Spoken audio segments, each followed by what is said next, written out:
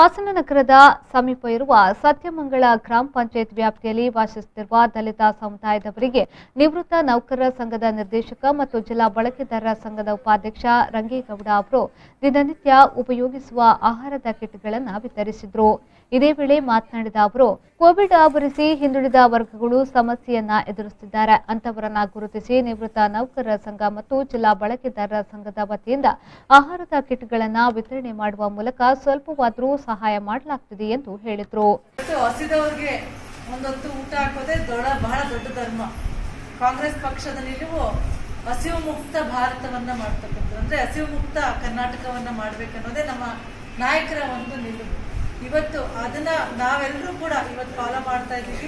ಎಲ್ಲರಿಗೂ ಬಂದಿದೆ, ಸಣ್ಣ ಮಟ್ಟದಿಂದ ಹಿಡಿದು ದೊಡ್ಡ ಮಟ್ಟದವರೆಗೂ ಕೂಡ. ಇವತ್ತು ಕೊರೋನಾ ಲಾಕ್ಡೌನ್ ಸಮಯದಲ್ಲಿ ಬಹಳ ಕಷ್ಟ ಆಗಿದೆ.